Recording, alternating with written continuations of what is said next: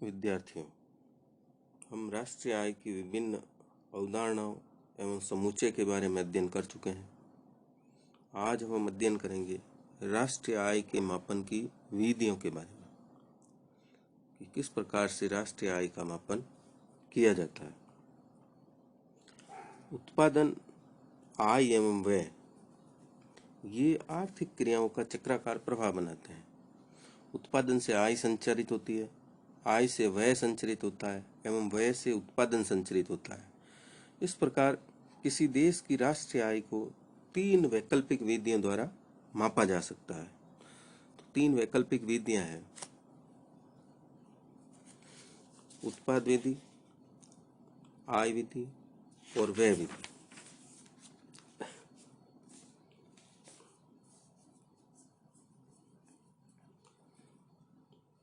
जो उत्पाद विधि है, इसमें वस्तुओं व सेवाओं के प्रवाह में राष्ट्रीय आय का मापन किया जाता है। अर्थात ये जो वस्तुओं और सेवाओं का प्रवाह है, ये व्यक्त करता है कि अर्थव्यवस्था में विभिन्न उत्पादक क्षेत्रों में कितनी शुद्ध वृद्धि हुई है। राष्ट्रीय आय के मापन की इस विधि को हम मूल्यवर्धी विधि अथवा उत्पादन विधि भी कहते हैं। दूसरा है फिर आय विधि। यह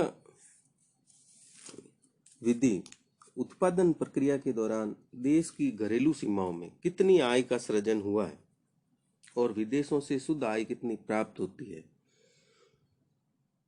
उन दोनों को जोड़ करके राष्ट्रीय आय का आकलन किया जाता है। तीसरा है फिर अर्थव्यवस्था के विभिन्न क्षेत्र किस प्रकार राष्ट्रीय आय का उपभोग करते हैं, यानी जो पैसा हमें आय के रूप में मिलता है हम उसे खर्च करते हैं। यह सबसे सरल रूप होता है जिसमें अर्थव्यवस्था को केवल 2 भागों में हमें बांटना होता है, एक तो गृहस्थ या परिवार और दूसरा फर्में। और इस विधि के द्वारा जो व्यय गृहस्थ लोगों द्वारा किया जाता है आय का, उसका योग हम निकाल लेते हैं और इस प्रकार हमारे पास राष्ट्रीय आय आ जाती है।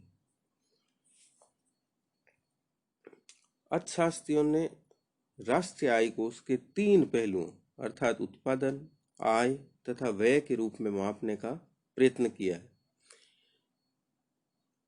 ऐसा करने के लिए उनका उद्देश्य अर्थव्यवस्था की संरचना तथा विकास के विभिन्न निर्धारक जैसे उत्पादन, उपभोग, बचत, निवेश आदि का उपयुक्त ज्ञान प्राप्त करना था। तो हम सबसे पहले लेते हैं उत्पादन विधि या मूल्य वृद्धि विधि।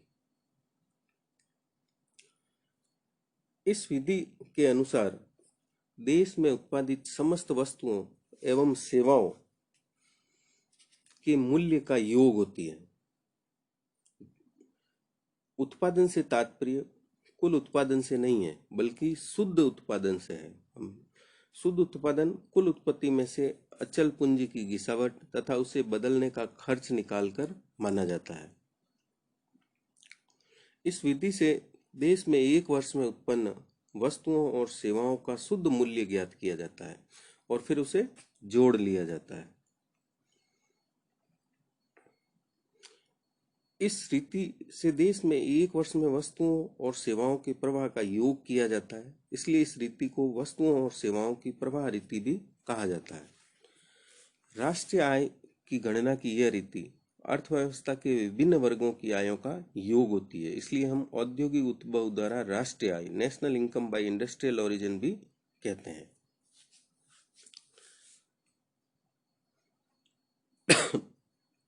अब उत्पादन विधि क्या है? उत्पादन विधि या मूल्य वृद्धि विधि वह विधि है जो एक लेखा वर्ष में देश की घरेलू सीमा के अंतर्गत प्रत्येक उद्यम के उत्पादन में योगदान की गणना करके राष्ट्रीय आय को मापती है। जैसा कि आपके स्क्रीन पर भी है, इस पद्धति में राष्ट्रीय आय को वस्तुओं और सेवाओं के प्रवाह के रूप में मापा जाता है। हम एक वर्ष के दौरान एक अर्थव्यवस्था में उत्पादित सभी अंतिम वस्तुओं और सेवाओं के धन मूल्य की गणना करते हैं। यहाँ अंतिम माल उन वस्तुओं को संदर्भित करता है जो सीधे खपत होती है, यानी सीधे उपभोक्ता के पास जाता है और आगे की उत्पादन प्रक्रिया में उसका उपयोग नहीं किया जाता है। तो इस प्रकार से इस उत्पादन विधि या मूल्य वृद्धि विधि को मापने के 3 प्रमुख स्टेप्स हैं, कदम हैं कि किस प्रकार से हम इसको मापेंगे। तो इसका जो सबसे पहला कदम है वो है उत्पादक उद्यमों की पहचान करना और उनका वर्गीकरण करना। उद्यमों की पहचान और वर्गीकरण करेंगे हम। इसको 3 वर्गीकरण में बांटा जाता है। प्राथमिक क्षेत्र यानी कृषि, कृषि के अंतर्गत कृषि, वन, मछली पालन, पशुपालन, खनन एवं उत्खनन आदि शामिल किए जाते हैं। फिर लेते हैं द्वितीय क्षेत्र। द्वितीय क्षेत्र या उद्योग, इसमें हम निर्माण उद्योग, बिजली की आपूर्ति, जल एवं गैस को सम्मिलित करते हैं। और फिर तीसरा क्षेत्र लेते हैं हम प्रत्यक्ष क्षेत्र या सेवा क्षेत्र। इसमें यातायात, संचार, व्यापार, सार्वजनिक प्रशासन, बैंक, बीमा आदि शामिल करते हैं। प्रत्येक क्षेत्र में उत्पादन को उसकी कीमत से गुणा करके कुल उत्पादन का मूल्य ज्ञात किया जाता है। या एक देश में एक वर्ष में उत्पादित सभी अंतिम पदार्थ व सेवाओं के मौद्रिक मूल्य की गणना की जाती है। इस मौद्रिक मूल्य को सकल राष्ट्रीय उत्पाद कहा जाता है। सकल राष्ट्रीय उत्पाद की गणना बाजार कीमतों पर की जाने के कारण इसे बाजार कीमत पर सकल राष्ट्रीय उत्पादन भी कहा जाता है, जीएनपी एट मार्केट प्राइस। तो इस प्रकार से हमने देखा कि 3 जो क्षेत्र हैं, ये जो प्राथमिक क्षेत्र है यह वह क्षेत्र है जो प्राकृतिक साधनों का शोषण करता है और इससे वस्तुएं तथा सेवाएं पैदा करता है। फिर द्वितीय क्षेत्र जो है वह एक वस्तु को दूसरी में परिवर्तित करता है ना, जैसे कपास से कपड़ा बनाता है, जिनसे उपभोक्ताओं को अधिक संतुष्टि मिलती है। और फिर तीसरा जो क्षेत्र है ये प्राथमिक तथा गौण क्षेत्र को सेवाएं प्रदान करता है तथा इनके कार्यों को सरलता से चलाने में सहायक होता है। और इसी प्रथम कदम के द्वारा हमने जो पूर्व में अवधारणा देखी थी राष्ट्रीय आय की, उसमें हमने एक समूचे एक लिया था, GDP at market price is equal to P bracket में ओ प्लस पी ब्रैकेट में एस। यहाँ पी का मतलब प्रति इकाई मूल्य था, ओ का मतलब भौतिक वस्तुएं और एस का मतलब भौतिक सेवाएं थी। तो इस प्रकार से जो समस्त तीनों क्षेत्रों से अगर हमें जो प्राप्त होती है आय या जो मात्रा उत्पादन की हमें प्राप्त होती है उनको हम कीमत से गुणा कर लेंगे तो हमारे पास जीडीपी एट मार्केट प्राइस आ जाएगी। फिर हम लेते हैं दूसरा कदम। पहले कदम के द्वारा हम जीडीपी एट मार्केट प्राइस का मापन करते हैं। दूसरे में हम करते हैं उत्पादन के मूल्य की गणना। उत्पादन के मूल्य की गणना 2 तरह से की जा सकती है, अंतिम उत्पाद विधि और मूल्य वृद्धि विधि। पहले हम लेते हैं अंतिम उत्पाद विधि। जीएनपी में केवल अंतिम वस्तुएं व सेवाएं ही सम्मिलित की जाती है। हम पहले अवधारणा हम पढ़ चुके हैं। अंतिम उत्पादन या अंतिम पदार्थों से अभिप्राय उन पदार्थों से है जो अंत में जिस उपभोक्ता या खरीदार द्वारा खरीदे जाते हैं वह उनको आगे किसी और उपभोक्ता या खरीदार के पास नहीं बेचता है बल्कि स्वयं ही उनका उपभोग करता है। अंतिम वस्तुओं और सेवाओं का मूल्य निकालने के लिए इसमें से हम मध्यवर्ती वस्तुओं और सेवाओं के मूल्य को घटा देते हैं। जैसे हमने उदाहरण दिया था, अवधारणाएं पढ़ी थी जब, कि अगर मान लीजिए एक किसान कपड़ा फैक्ट्री को अगर 1000 रुपये की कपास देता है तथा वह कपड़ा मिल आगे 1500 रुपये में कपड़ा बना करके बेचती है, तो ऐसी स्थिति में कपड़ा मिल के लिए मध्यवर्ती वस्तुओं और सेवाओं का मूल्य हो जाएगा 1000 रुपये। तो वास्तव में उस फर्म या कपास मिल द्वारा 500 रुपये की आय ही अर्जित की गई है, तो हम सिर्फ 500 रुपये ही जोड़ेंगे। या अगर हम अंतिम जोड़ते हैं तो ऐसी स्थिति में हमें 1000 रुपये किसान की आय में नहीं जोड़ना चाहिए। अंतिम वस्तुओं और सेवाओं के क्या अंग होते हैं, कौन कौन सी वस्तुएं इनमें शामिल की जाती है? जैसे हम लेते हैं सबसे पहले एकल प्रयोग वाली वस्तुएं और सेवाएं। एकल प्रयोग की वस्तुएं और सेवाएं कौन कौन सी है? जैसे दूध, दही, फल, सब्जियां जिनका उपभोक्ता एक बार ही उपभोग कर सकता है। फिर हम लेते हैं टिकाऊ वस्तुएं, जैसे पंखा है, टेलीफोन है, टेलीविजन है ना, कंप्यूटर है आदि, ये टिकाऊ उपभोक्ता वस्तु हैं। और फिर लेते हैं हम विभिन्न प्रकार की सेवाएं। सेवाओं के अंतर्गत शिक्षक की सेवाएं हो सकती है, डॉक्टर की सेवाएं, वकील की सेवाएं, बैंकिंग सेवाएं आदि इसमें शामिल की जाती है। फिर उपभोक्ता वस्तुओं और सेवाओं के अतिरिक्त सकल निजी घरेलू विनियोग, ग्रॉस प्राइवेट डोमेस्टिक इन्वेस्टमेंट को भी शामिल किया जाता है, जिसके अंतर्गत इन्वेंट्री में विनियोग यानी लेखा वर्ष के शुरू और लेखा वर्ष के समाप्ति पर इन्वेंट्री में हुए अंतर का समावेश सकल राष्ट्रीय उत्पादन में किया जाता है कि उन दोनों की इन्वेंट्री के स्टॉक में क्या अंतर आया है उसको हम जोड़ेंगे। फिर स्थिर पूंजी निर्माण में सकल घरेलू विनियोग, इसके अंतर्गत उपभोक्ताओं के प्रयोग करने हेतु टिकाऊ वस्तुएं जैसे कारखानों के भवन, कार्यालय, मशीनों आदि का समावेश किया जाता है। जिन उपभोक्ता वस्तुओं का जीवन काल 1 वर्ष से अधिक होता है उनका समावेश पूंजीगत विनियोग में किया जाता है। और फिर तीसरा इसमें घरेलू विनियोग में आवास यानी रहने योग्य, रहने के लिए नवनिर्मित मकानों का समावेश सकल घरेलू विनियोग के अंतर्गत शामिल किया जाता है। और तीसरा है फिर सरकार द्वारा उत्पादित वस्तुएं और सेवाएं। सरकार 2 तरह की वस्तुएं बनाती है, एक तो निवेश वस्तुएं और एक उपभोग वस्तुएं और सेवाएं। तो निवेश वस्तुओं के अंतर्गत हम लेते हैं सड़क, बांध, नहरें, रेल, कार्यालयों की इमारतें आदि। ये निवेश वस्तुएं कहलाती है क्योंकि इनसे आगे दूसरे जो उद्योग हैं वो पनपते हैं। और उपभोग वस्तुएं और सेवाएं जैसे कानून व्यवस्था, शिक्षा, स्वास्थ्य, सुरक्षा, मनोरंजन आदि से संबंधित जो होती हैं उन्हें हम उपभोग वस्तुएं कहते हैं। और फिर इसमें जोड़ा जाता है शुद्ध निर्यात। वस्तुओं के निर्यात में से वस्तुओं के आयात को घटाने के बाद जो हमें प्राप्त होता है वो शुद्ध निर्यात होता है, हम पहले देख चुके हैं। तो अंतिम उत्पाद विधि के अनुसार जब हम जीडीपी एट मार्केट प्राइस गणना करते हैं तब हमारे पास आ जाता है C+I+G+X-M।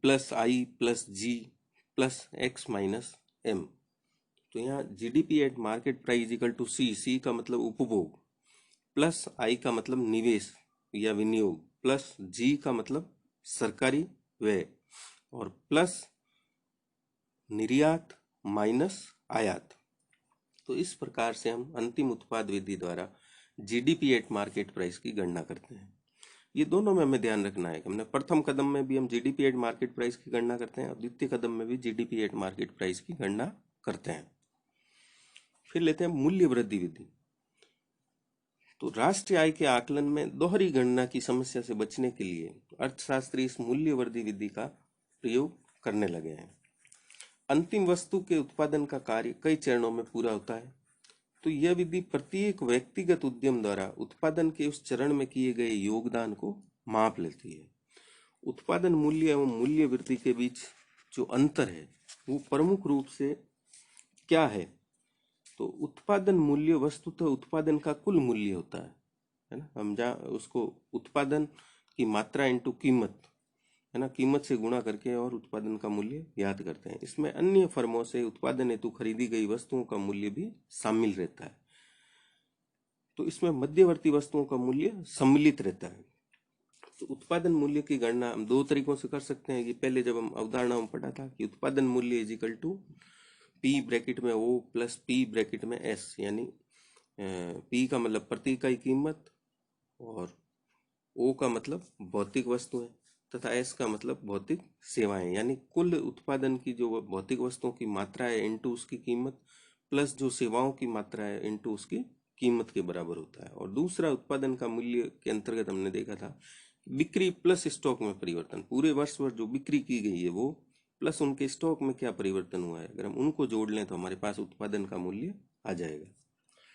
तो स्टॉक का परिवर्तन क्या होगा? अंतिम स्टॉक और प्रारंभिक स्टॉक का अंतर ही स्टॉक में परिवर्तन होगा। वर्ष के अंत में जो अंतिम स्टॉक बचा हुआ है उसमें से वर्ष के प्रारंभ में जो स्टॉक था उसको घटाएंगे तो हमारे पास स्टॉक में परिवर्तन आ जाएगा। जैसा कि हम मान लें कि अंतिम जब वर्ष समाप्त हो रहा था 31 मार्च को हमारे पास 700 रुपये का अंतिम स्टॉक था और जब 1 अप्रैल को वर्ष प्रारंभ हुआ था तो उस समय 200 रुपये का प्रारंभिक स्टॉक था, तो स्टॉक में परिवर्तन हुआ 500 रुपये का। तो इस प्रकार से हम स्टॉक में परिवर्तन को जोड़ते हैं।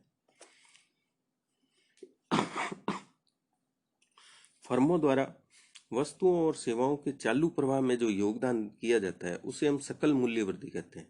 जब हम सकल उत्पादन मूल्य में से अन्य फर्मों से खरीदे गए मध्यवर्ती उपभोग को घटा देते हैं तो एक फर्म की मूल्य वृद्धि हमें मालूम हो जाती है। तो इस प्रकार से हम सकल मूल्य वृद्धि को ज्ञात करने के लिए सकल उत्पादन के मूल्य में से मध्यवर्ती उपभोग को घटा देते हैं। जैसे जैसे मान लीजिए कि डबल रोटी है ना। डबल रोटी के लिए डबल रोटी की कीमत जो है वो है 3,000 रुपये और उसके लिए हमने 1,800 रुपये का गेहूं खरीदा था। तो ऐसी स्थिति में 1,800 रुपये हमारे लिए क्या है, मध्यवर्ती मूल्य। और अगर मान लीजिए डबल रोटी की कीमत 3,000 है तो 3,000 में से हम 1,800 रुपये घटा देंगे तो हमारे पास मूल्य वृद्धि आ जाएगी 1,200 रुपये डबल रोटी के लिए। तो इस प्रकार से हम प्रत्येक वस्तुओं की मूल्य वृद्धि को निकाल लेते हैं। तो उत्पादन मूल्य एक विस्तृत अवधारणा होती है और मूल्य वृद्धि इसका एक भाग होती है। तो राष्ट्रीय आय की गणना में हम एक फर्म द्वारा की गई मूल्य वृद्धि को शामिल करते हैं, इसके उत्पादन के मूल्य को नहीं करते हैं। अतः मूल्य वृद्धि से हमारा अभिप्राय है उत्पादन की प्रत्येक अवस्था में प्रत्येक फर्म द्वारा वस्तु के मूल्य में कितना मूल्य जोड़ा गया है या कितनी मूल्य की वृद्धि की गई है। यह विधि वह है जो देश की घरेलू सीमा के अंतर्गत प्रत्येक उत्पादक उद्यम के योगदान को मापती है कि किस उत्पादन ने कितना योगदान दिया है। जैसे गेहूं में किसान ने कितना योगदान दिया, डबल रोटी फैक्ट्री ने कितना योगदान दिया, तो उनके योगदान को ये जोड़ती है।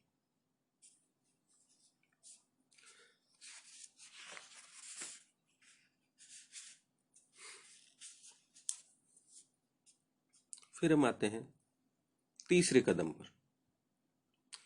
तीसरे कदम में हम राष्ट्रीय आय का अनुमान लगाते हैं, जिसके अंतर्गत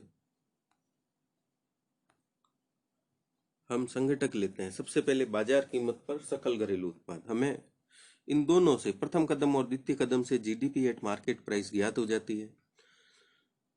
बाजार कीमतों में देश की घरेलू सीमा में प्राथमिक क्षेत्र में हुई मूल्य वृद्धि, द्वितीय क्षेत्र में हुई मूल्य वृद्धि तथा तृतीय क्षेत्र में हुई मूल्य वृद्धि को हम जोड़ करके जीडीपी एट मार्केट प्राइस निकाल सकते हैं।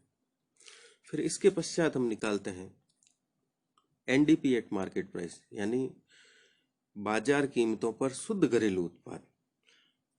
इसके अंतर्गत पूंजीगत वस्तुओं के स्टॉक जैसे मशीन आदि को यथावत रखने के लिए घिसावट व्यय की व्यवस्था की जाती है, जिसे हम मूल्य ह्रास कहते हैं। तो मूल्य ह्रास का जो व्यय होता है कोई स्थिर पूंजी के उपभोग का मूल्य ह्रास भी कहा जाता है। अतः अगर हम सकल घरेलू उत्पाद में से मूल्य ह्रास को घटा दें तो हमारे पास बाजार कीमतों पर शुद्ध घरेलू उत्पाद प्राप्त हो जाता है। NDP at market price is equal to GDP at market price minus मूल्य राशि, हम पहले उदाहरणों में कर चुके हैं। उसके बाद हम आते हैं NNP eight factor cost per, यानी बाजार कीमतों पर शुद्ध घरेलू उत्पाद। अब हम बाजार कीमतों पर शुद्ध घरेलू उत्पाद निकालते हैं। तो जो हमारे पास एनडीपी एट फैक्टर कॉस्ट होती है वो ज्ञात करने के लिए हमें एनडीपी एट मार्केट प्राइस, यानी 2 नंबर वाली जो दे रखी है एनडीपी एट मार्केट प्राइस, इसमें से हम अप्रत्यक्ष कर घटाते हैं और आर्थिक सहायता या अनुदान को जोड़ते हैं। ये हम उदाहरणों में पढ़ चुके हैं। तो अप्रत्यक्ष करों में से आर्थिक सहायता की राशि घटाने से शुद्ध अप्रत्यक्ष की राशि हमें प्राप्त हो जाती है, जिसको हम घटा देते हैं। फिर इसके पश्चात आते हैं हम NNP eight factor cost per. साधन लागत पर शुद्ध राष्ट्रीय उत्पाद, या इसी को मैंने बताया था, हम इसी को क्या कहते हैं, राष्ट्रीय आय। तो अंत में साधन लागत पर हम शुद्ध घरेलू उत्पाद में विदेशों से प्राप्त शुद्ध आय या शुद्ध साधन आय का समायोजन करने से साधन लागत पर शुद्ध राष्ट्रीय उत्पाद या राष्ट्रीय आय हमें प्राप्त हो जाती है। तो एनएनपी एट फैक्टर कॉस्ट या राष्ट्रीय आय को निकालने के लिए हमें एनडीपी एट फैक्टर कॉस्ट में विदेशों से प्राप्त शुद्ध साधन आय को जोड़ना पड़ता है, एनएफआईए को जोड़ा जाता है।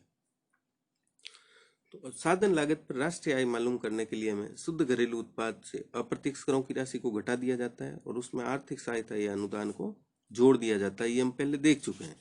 तो उसके पश्चात अगर हमें ज्ञात करना है तो ऐसी स्थिति में एनडीपी एट फैक्टर कॉस्ट में से हम एनएफआईए को अगर जोड़ लेते हैं तो हमारे पास एनएनपी एट फैक्टर कॉस्ट अथवा राष्ट्रीय आय हमें प्राप्त हो जाती है। तो इस प्रकार से हम इन 3 कदमों की सहायता से या 3 स्टेप्स की सहायता से राष्ट्रीय आय का मापन करते हैं। तो इस राष्ट्रीय आय कोई पूरे मापन को हम एक डायग्राम के रूप में इस प्रकार से देख सकते हैं। इस डायग्राम को देखिए कि सबसे पहले स्टेप में बाजार कीमत पर प्राथमिक क्षेत्र में मूल्य वृद्धि ज्ञात करते हैं, फिर द्वितीय क्षेत्र में मूल्य सकल मूल्य वृद्धि और फिर तृतीय क्षेत्र में सकल मूल्य वृद्धि को ज्ञात करते हैं। तो इनके द्वारा हमें प्राप्त होती है जीडीपी एट मार्केट प्राइस। फिर अगर इसमें से हम मूल्य ह्रास घटाते हैं तो हमें एनडीपी एट मार्केट प्राइस प्राप्त हो जाती है, तथा एनडीपी एट मार्केट प्राइस में से शुद्ध अप्रत्यक्ष कर यानी अप्रत्यक्ष कर और आर्थिक सहायता का अंतर अगर हम घटाते हैं तो हमें एनडीपी एट फैक्टर कॉस्ट यानी साधन लागत पर शुद्ध घरेलू उत्पाद प्राप्त हो जाता है। इसमें हम विदेशों से शुद्ध साधन आय अगर जोड़ देते हैं तो हमें राष्ट्रीय आय प्राप्त हो जाती है। तो इस प्रकार से उत्पादन विधि या मूल्यवर्धी विधि के माध्यम से राष्ट्रीय आय की गणना की जाती है। तो उत्पादन विधि द्वारा जो हम उत्पादन का अनुमान लगाते हैं वो याद रखना है कि बाजार कीमत पर लगाया जाता है। उत्पादों की बाजार कीमत में से अप्रत्यक्ष करों को हम घटा देते हैं तथा आर्थिक सहायता को जोड़ देते हैं, जिससे हमें साधन लागत पर आय प्राप्त हो जाती है। अब इस उत्पादन विधि के अंतर्गत हमें किन किन सावधानियों का ध्यान रखना चाहिए? तो सबसे प्रमुख जो सावधानियां हैं वो ये है कि हम क्या सम्मिलित करें और क्या सम्मिलित नहीं करें। तो हमें सबसे पहले पुरानी वस्तुओं के व्यापारियों की दलाली या कमीशन को मूल्यवर्धी में शामिल करना चाहिए। फिर उत्पादक उद्यमों द्वारा किए गए स्वलेखा उत्पादन को मूल्यवर्धी में शामिल करना चाहिए। स्व उपभोग के लिए उत्पादन का आरोपित मूल्य शामिल किया जाना चाहिए। जिन मकानों में मालिक स्वयं रह रहे हैं उनका आरोपित किराया भी शामिल किया जाना चाहिए। और क्या शामिल हम नहीं करेंगे कि मध्यवर्ती वस्तुओं के मूल्यों को मूल्यवर्धी में शामिल नहीं करेंगे। पुरानी वस्तुओं के क्रय विक्रय को भी मूल्यवर्धी में शामिल नहीं करेंगे और स्वयं उपभोग सेवाओं को मूल्यवर्धी में शामिल नहीं किया जाएगा। जैसे एक नर्स द्वारा या डॉक्टर द्वारा घर में बच्चों का या परिवार का जो इलाज किया जाता है, अगर वो बाहर हॉस्पिटल में करता है तो उसके लिए पैसे लेता, तो जो घर में वो सेवाएं दे रहा है उसको हम राष्ट्रीय आय में शामिल नहीं करेंगे। तो राष्ट्रीय आय के आकलन की जो सबसे बड़ी समस्या है वो सबसे बड़ी समस्या आती है हमारे सामने दोहरी गणना की समस्या। इसको आप लोगों को बताना चाहता हूं कि राष्ट्रीय आय का अनुमान लगाते समय केवल हम अंतिम वस्तुओं का मूल्य ही एक बार जोड़ा जाना चाहिए। वस्तु विशेष उत्पादन प्रक्रिया में विभिन्न चरणों से गुजरती है, इसलिए यह सदैव खतरा बना रहता है कि एक ही वस्तु के मूल्य को उसके विभिन्न उत्पादन स्तरों पर राष्ट्रीय आय में शामिल कर लिया जाए तथा एक ही वस्तु की 2 अथवा बार बार गणना हो सकती है। जैसे हमने बताया था कि डबल रोटी का उदाहरण बताया था। डबल रोटी के उदाहरण में मैदे के मूल्य में गेहूं का मूल्य शामिल होता है तथा डबल रोटी के मूल्य में गेहूं का मूल्य तथा आटा मील की सेवाओं का मूल्य शामिल होता है। अंत में दुकानदार द्वारा बेची गई डबल रोटी के मूल्य में गेहूं का आटा, आटा मील, बेकरी आदि की सेवाओं का मूल्य शामिल होता है। तो इस प्रकार गेहूं के मूल्य की 4 बार गणना हो जाती है, तो आटा मील की सेवाओं की 3 बार तथा बेकरी वाले की सेवाओं की गणना 2 बार हो जाती है। तो एक वस्तु के मूल्य की गणना जब एक बार से अधिक होती है तो इसे हम दोहरी गणना कहते हैं। इसके कारण राष्ट्रीय उत्पाद में अनावश्यक रूप से वृद्धि हो जाती है। तो हमें इस दोहरी गणना से बचने के लिए मूल्यवर्धी विधि को काम में लेना चाहिए और मूल्यवर्धी विधि द्वारा हम ज्ञात करते हैं। तो आज हमने राष्ट्रीय आय मापने की उत्पादन विधि या मूल्यवर्धी विधि का अध्ययन किया है। इसके संबंध में आपको किसी प्रकार का संशय हो या किसी प्रकार का प्रश्न